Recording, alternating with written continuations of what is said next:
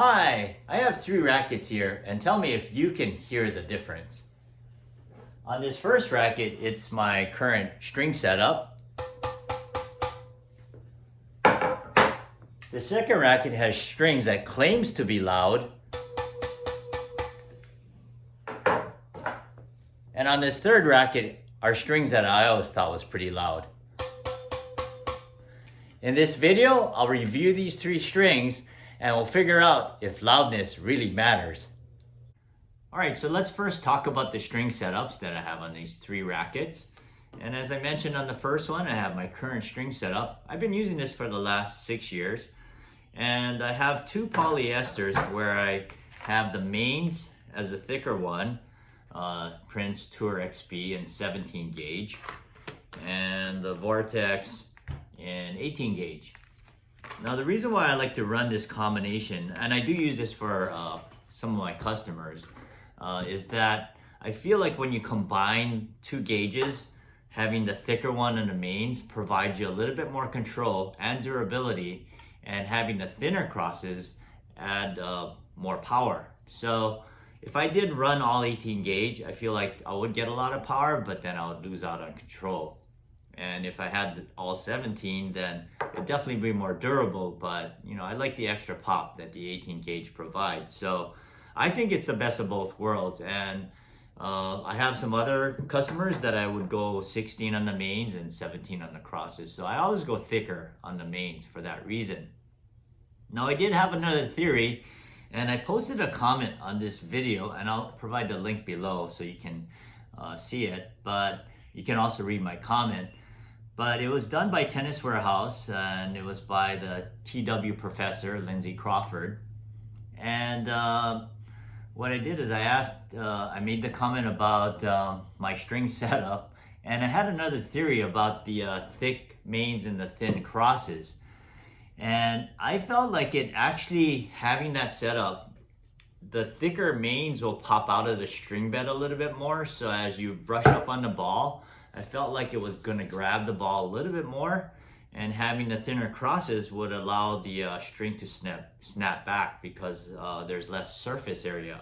So he got back to me and provided me 4 paragraphs of very detailed information. And again, if you want to read it, go to the link and you can see the first comment posted on this video. But as far as that theory, he said it depends on the impact and the coefficient of friction. So it was very detailed, and I appreciate the fact that he got back to me. Well, so much for that theory. But I know for sure that the combination of having a thicker main and a thinner cross is really the best combination of control and power. On my second racket, I have this string called IsoSpeed Rexxxer. It's an oval-shaped polyester, and apparently you can't get it in the US. And my friend Ken was able to get a set and send it to me, and thought it would be interesting to feature it in a video. So again, Ken, if you're watching this, thanks for sending this set. Alright, so I have the website here for IsoSpeed, and this is the Rexxxer string, mentioning that it's faster, louder, more aggressive.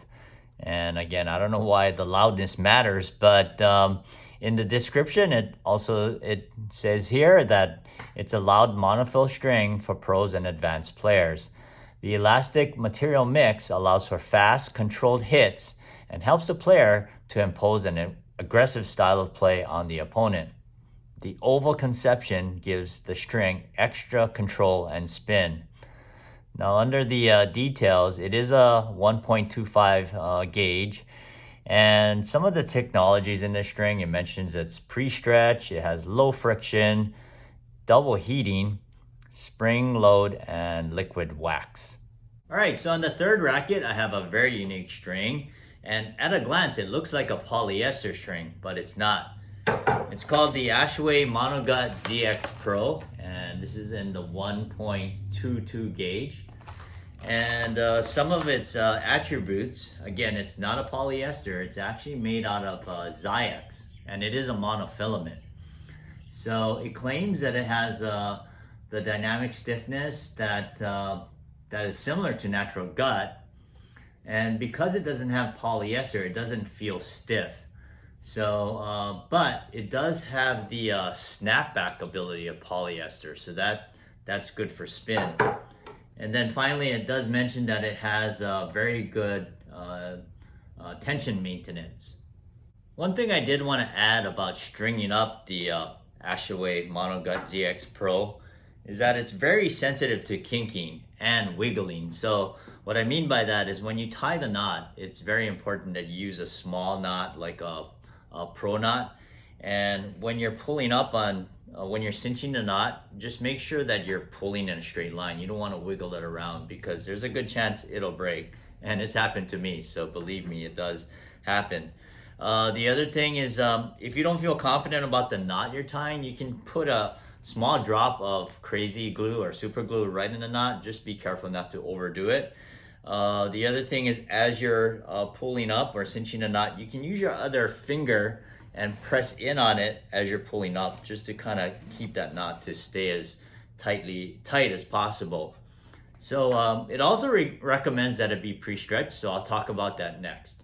All right, so on this chart I have the cost. I forgot to mention that. So you'll see that for each of these strings, the only one that I don't have the price for is this IsoSpeed Rexxxer. So if you know a place that has it, that or at least know the price, please comment below. So I did want to explain how I strung these 3 rackets. And what I did is, if you just pay attention to the black numbers, because that's, I'll explain the red later. So what I wanted to do is I strung the first racket at 40, the second one at 40. But on this MonoGut ZX Pro, because it's more elastic, I did want to go a little bit tighter. And on top of that, I actually pre-stretched it on my machine 10%. And I used a low speed. And that's another thing that the string recommends, is to always pull it at the lowest pulling speed. So what I was trying to do is match the string bed deflection. So again, if you look at the black numbers, I got the string bed deflection right at 43, 42. So that came out really well. And then I took an IART tension reading so that we can track tension loss as we go on with this experiment. So now you can look at the red numbers, and that was after day 1. I took another reading on each of these rackets here. So this one dropped, 5 units, and this one at 3, and this one at 4. So those are pretty close. And on the tension, this one dropped 2, this one stayed the same, and this one dropped 2. So what we're gonna do is I'm gonna track the tension throughout this play test, and yeah, we'll see what those numbers reveal. All right, so I'm out here on the court, and I'm gonna play 3 sets, 1 set with each of these rackets, and I'll come back to you after I'm done.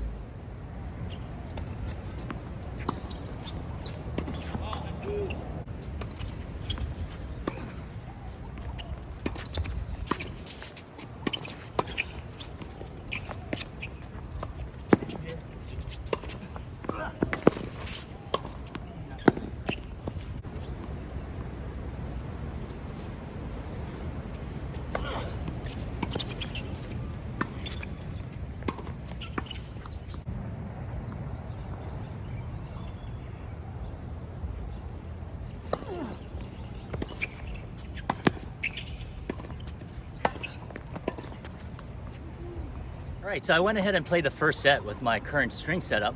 I'm gonna pick up this second racket. I've never played with these strings before, so hopefully my partner Mark will not mind and I'll live up to my end. All right.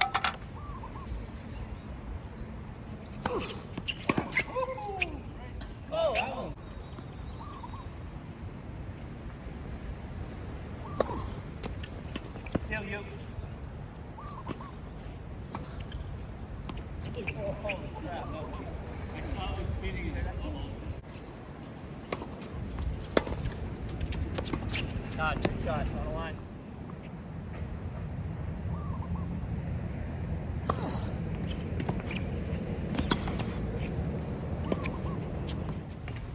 All right, we'll see if I can last the third set. I'm gonna pick up the third racket and give it a go.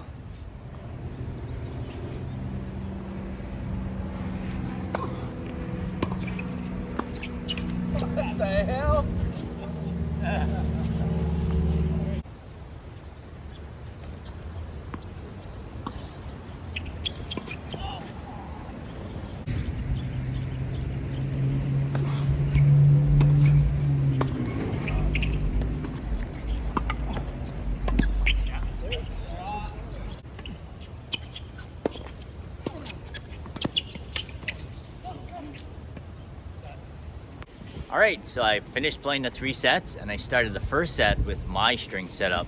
And I'll typically do that whenever I'm trying new strings or even a demo, just to feel something familiar before I try something different to get a better comparison. So on the second set, I went ahead and picked up the IsoSpeed Rexxxer. And initially I could definitely feel the springiness of the string. And I started off serving in that first game and I don't think I missed the first serve. So it definitely had a little bit more pop, and I still felt connected to the ball. So it was a pretty good experience on this one. And then on the third racket, I picked up the Ashaway MonoGut ZX Pro. And I've actually never tried it on a full bed before, so that was an experience. But I could definitely tell initially the sound, actually, of the 3, I felt like this is the loudest. But in terms of playability, it's definitely the springiest of the 3. Again, it's not a polyester, so it definitely had that more resilient feel. I was a little concerned that maybe it might fly out of me because of that, but I felt like I could control the ball, and it was a very good play test also. This was also the racket that I hit that tweener with. What the hell? And we did win the point. And maybe without the extra resilience, I wouldn't have gotten over. So next, what I'm gonna do is I'm gonna actually leave this racket strung for another week. I'll try and play with it, mostly teach with it probably during the week, and maybe play with it one more time, and then we'll take a look at it then. All right, so I have one more thing I wanted to show you, and I did take a reading after I played those 3 sets. So the readings that I took is in this bottom row right here in the green type.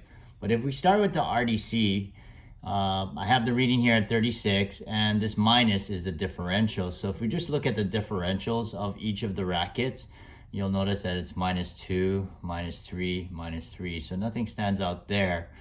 On this ERT column, we have a -3, -5, and -3. So right now, this is the one that stands out.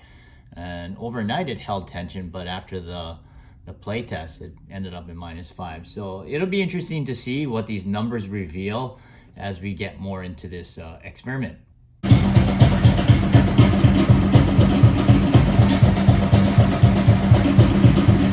Before we look into the week 1 readings, that's in this green row right here, let's take a look at the day 1 readings, because I wanted to again point out what these numbers mean. So this 36 was the reading I got right after 1 hour of play, and this -7 is the differential from the initial reading to after I played with it once.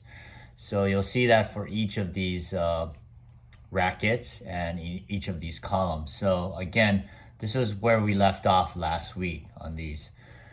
Now the week 1 readings, it's interesting to see how it compares to the day 1 reading. So if you look at this first racket, it went from -7 to -10. This went from 6 to 9. But if you look at this one, it went from 7 to 14. So that's double. And that's why I highlighted this, because that one stood out to me the most. And then if you're looking at the actual tension, it went from -5 to -7, -5 to -5, and then -5 to -9. So again, this one almost doubled. So right now, the Ashaway MonoGut ZX Pro is the one that stands out in terms of tension maintenance, or the lack of tension maintenance. So I'm gonna try and play with the racket, probably teach with it and play with it another week, and we'll take a look at the final reading.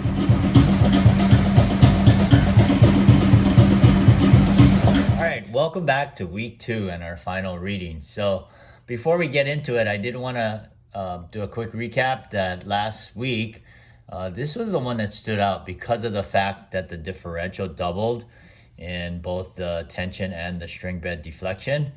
So if we take a look at all the numbers in the blue type, you'll notice that there's not much difference. In fact, there's no difference here. The only one was this 1 unit of difference here in the string bed deflection. It stayed the same here, so that was good. And then we'll take a look at the tension. This remained the same here. This remained the same here. And again, this one remained the same here. So In my experience, after a couple of weeks, the tension will be very little in terms of tension loss. So I'll give you my final comments on each of the strings next.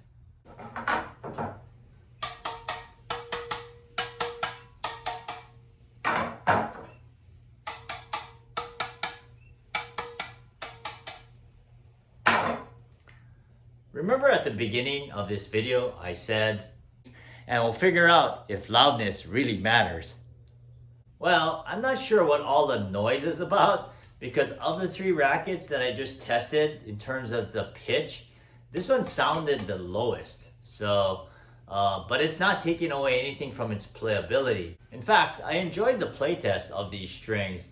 Remember, initially I felt like it had a nice spring to it, and I still felt connected to the ball. And I like the fact that it maintained the tension the best out of the three strings. So I'm not sure what the oval shape adds to it, but it would be nice if this was available in the US.